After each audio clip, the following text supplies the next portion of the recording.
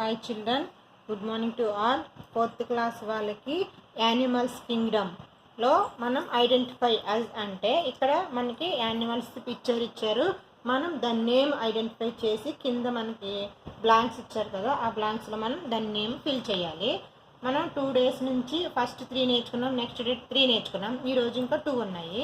ఒకసారి టోటల్గా ఇవి చెప్పేసిన తర్వాత ఈ పేజ్ మొత్తం ఒకసారి 2 వీడియోస్ చూసి మీరు పేజ్ కంప్లీట్ చేసుకొని జాగ్రత్తగా చదవండి.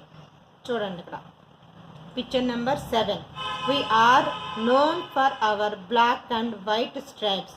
We are found in Africa. ఇవి ఆఫ్రికాలో ఉంటాయి.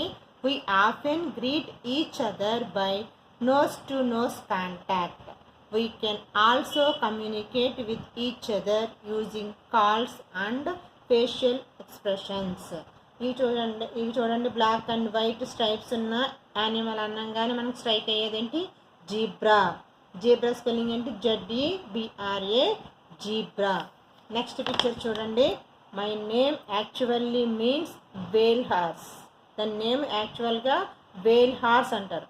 I am a large mammal living in the Arctic.